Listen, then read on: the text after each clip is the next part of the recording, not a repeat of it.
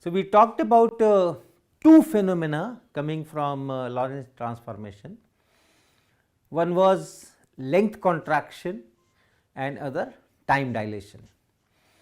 So, length contraction is when you have a length to be measured, length of a material object or just distance between 2 points, any length that you are measuring.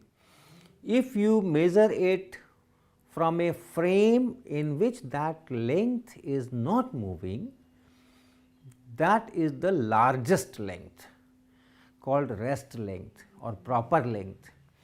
And if you see from any other frame in which this length is moving in its own direction, then in that direction the length is less. So, that is known as length contraction. Of course, the lengths perpendicular to the direction of motion, they do not contract, y prime is y, z prime is z. So, is the length parallel to the velocity, that is smaller than the rest lengths. So, that is length contraction. We say that proper length or rest length same as rest length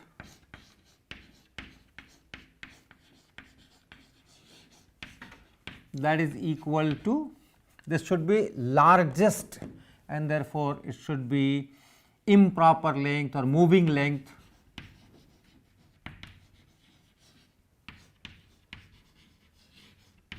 and then divided by square root of 1 minus v square by c square.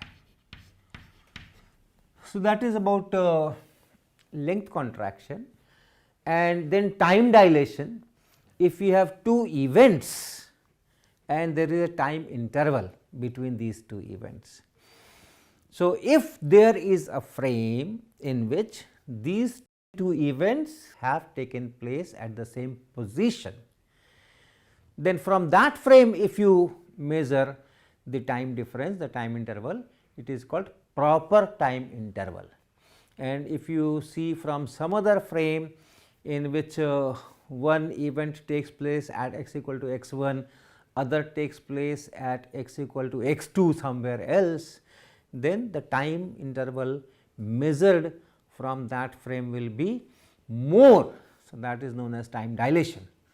So, in time dilation what we say, proper time interval, and remember proper time interval means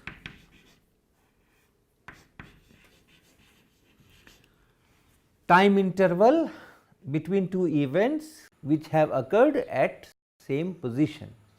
So, if you are able to find such a frame, then the time interval between those two events measured in that frame is called proper time interval, and this is the smallest among others. So, this is improper time interval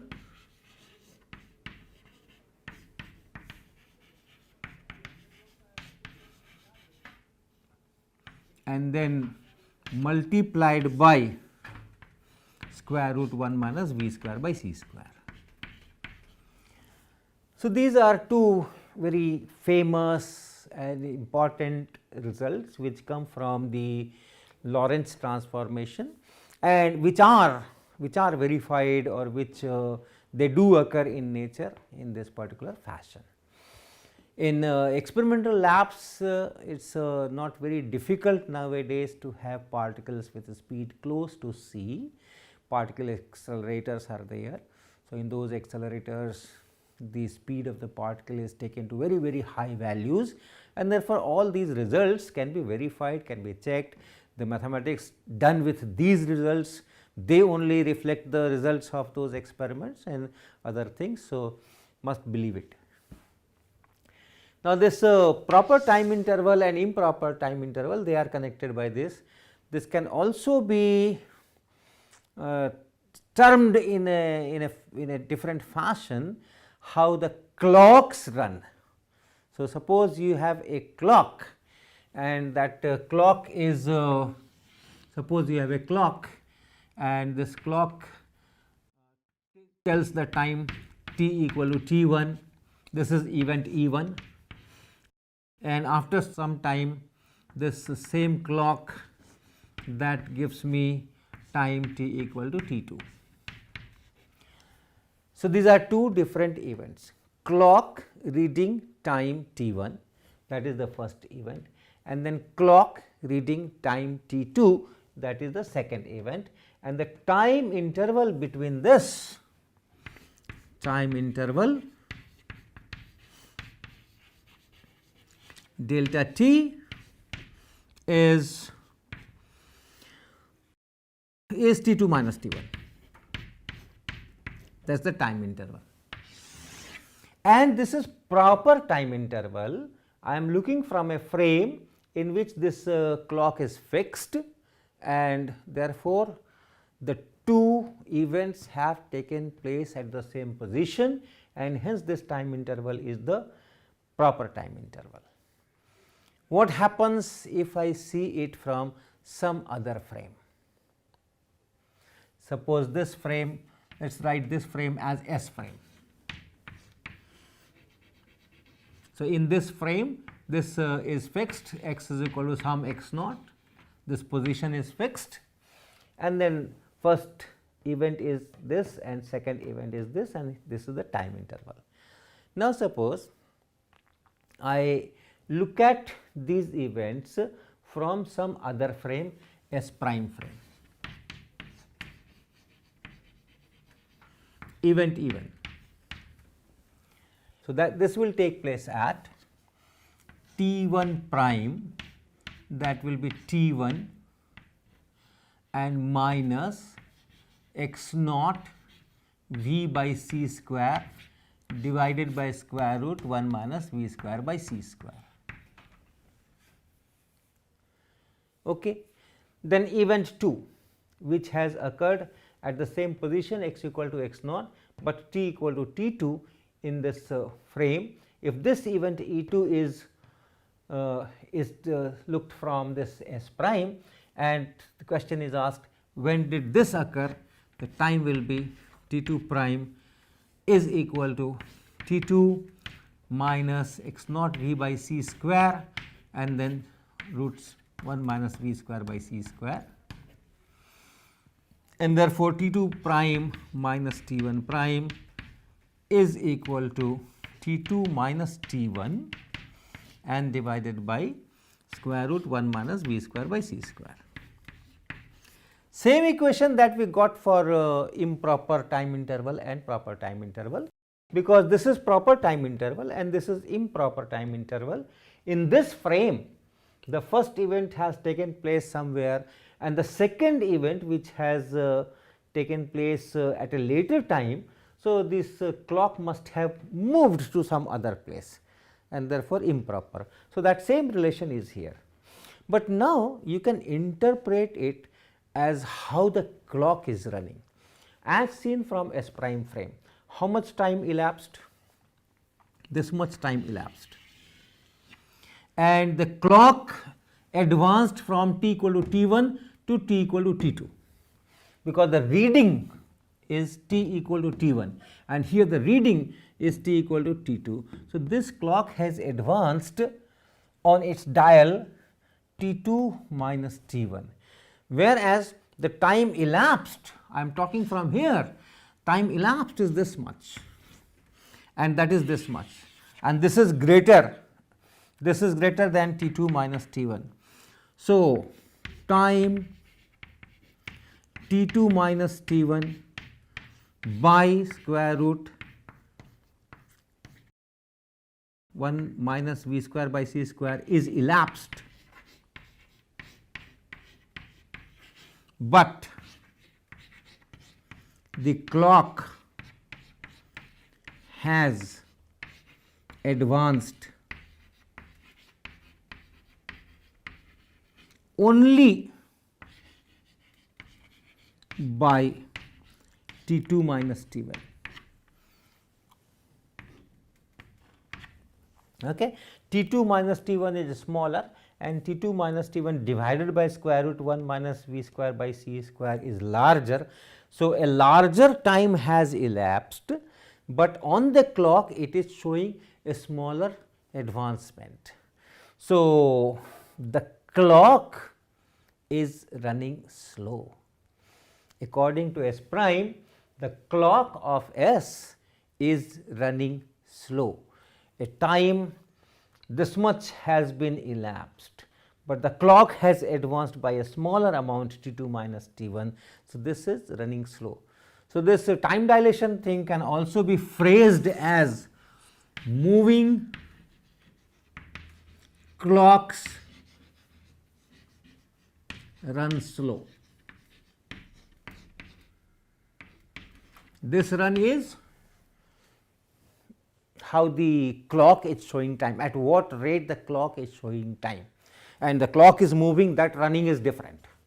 So, moving clocks run slow, that is a good phrase to remember, and it tells that if you have a frame in which the clock is fixed, in that frame clock runs at the right rate, at the correct rate, but the same clock when seen from some other frame in which it is moving, it is running slow. So, that is moving clocks run slow.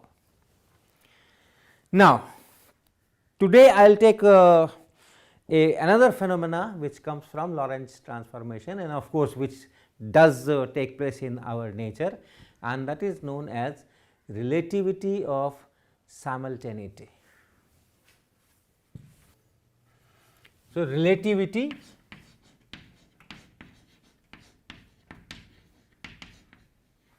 of simultaneity.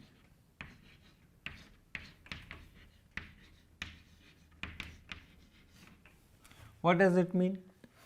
Two events are simultaneous, that means they occur at the same time, at the same instant. This simultaneity is also relative. In one frame the two events may be simultaneous, but in other frame they may not be simultaneous. One has occurred before the other, that is possible. So, simultaneity is not a universal thing, two events have taken place at the same time. It is not universal fact, it depends on the frame, from which frame you are looking at, and therefore, different frames will look at these two events. The ordering of those two events may be different in different frames. So, that is known as relativity of simultaneity. First, let me take an example. Suppose you have a long tube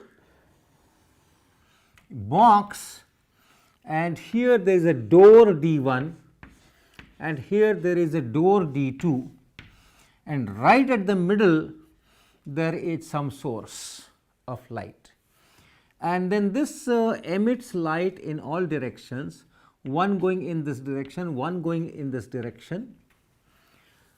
At the same time the pulses are emitted, and the mechanism is such that when this light hits this door D1,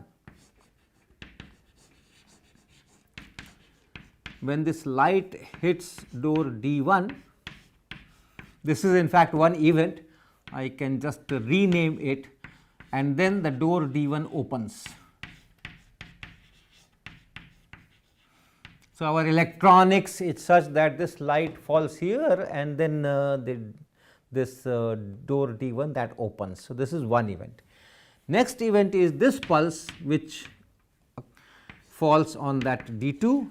So, light hits D2, this is another event, and you can rename it door D2 opens.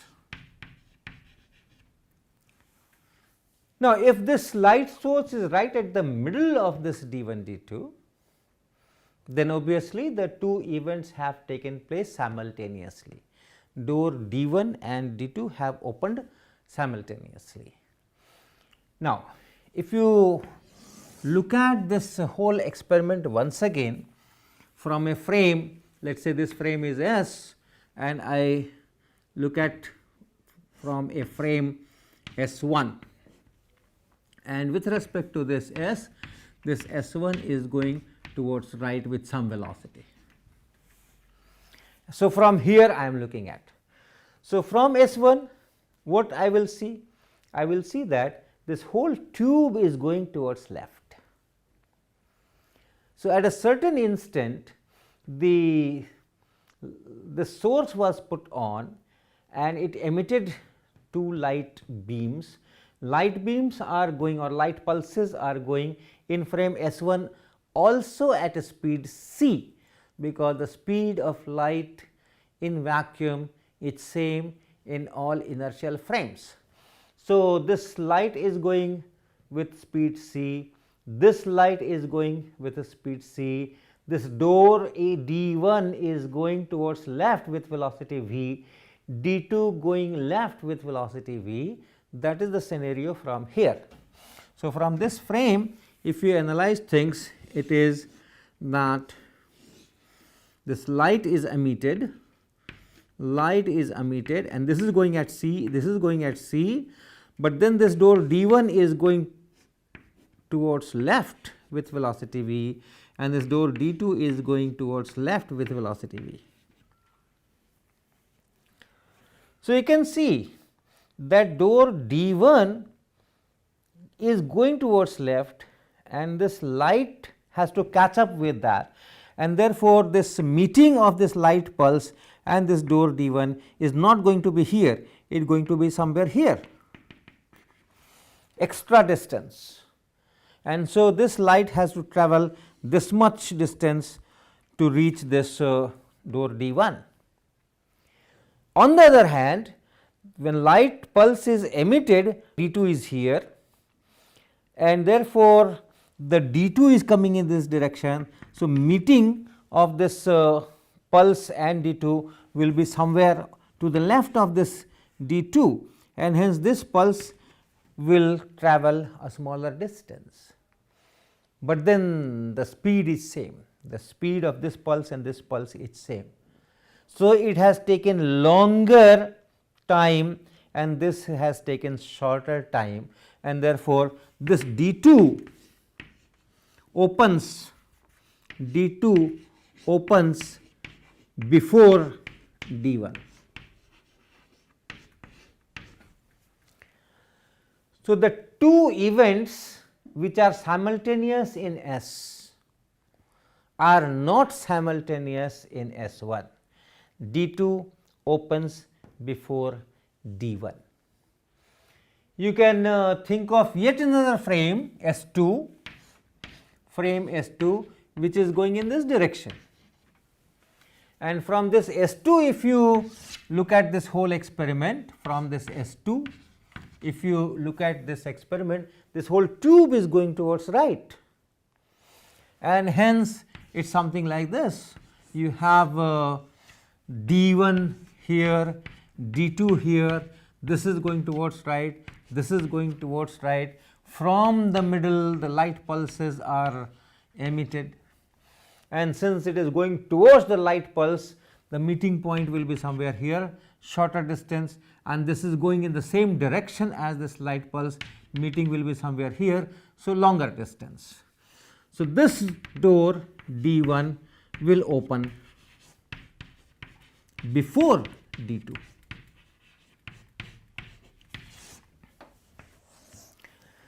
So, you can see in one frame D2 opens before D1, in some other frame D1 opens before D2, and in some other frame the two are opening together.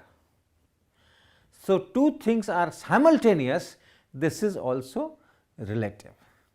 You can see this from Lorentz transformation also. If you have two events occurring at say x1 and x2 and time t, let us say time t is simultaneous here. At the same time an event occurs here, at the same time an event occurs here. This is, let us say, S frame. Now, if these two events are seen from S prime frame, what will be the time? So, if this is event E1 and if this is event E2, then for E1 you can write,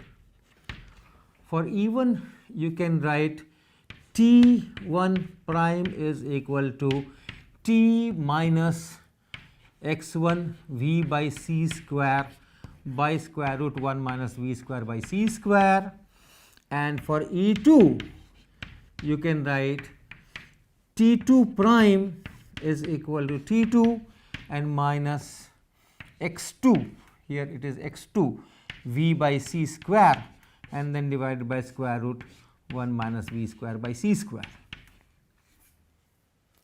And if you subtract T2 minus T2 prime minus T1 prime, you subtract, this is at same t.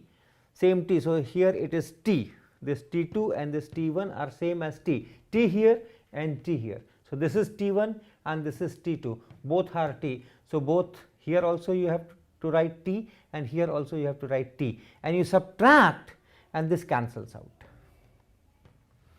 This cancels out, and then if you take this minus v by c square common, x2 minus x1, and then divided by square root 1 minus v square by c square.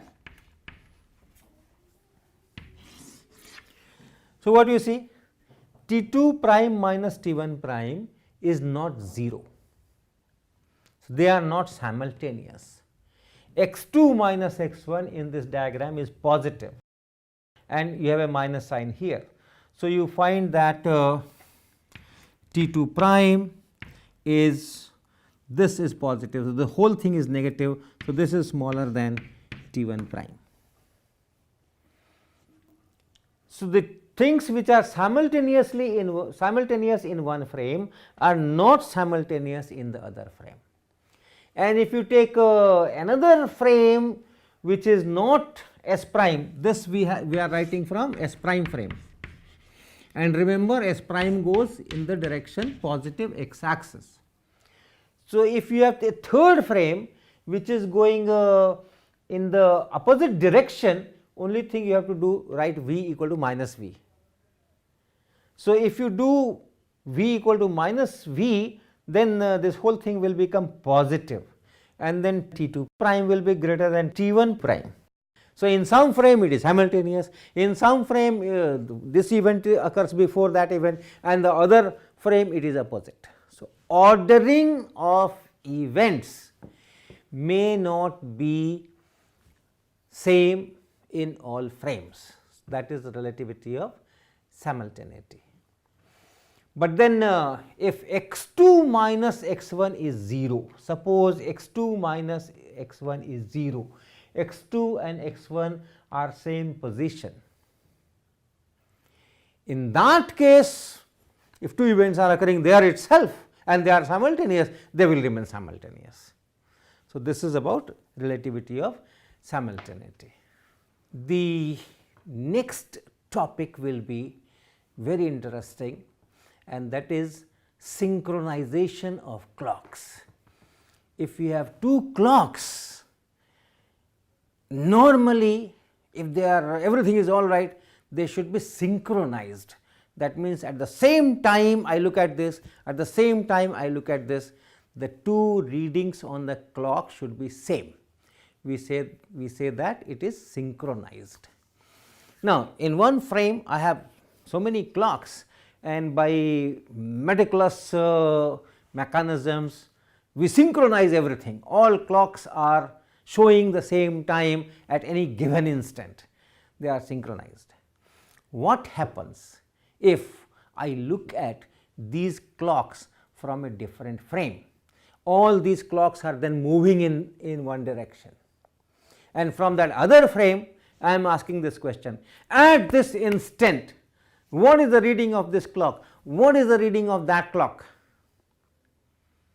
And what we will find is they are not same. So, clocks which are synchronized in one frame, they are not synchronized in the other frame. So, that is the topic that we will take up in next lecture.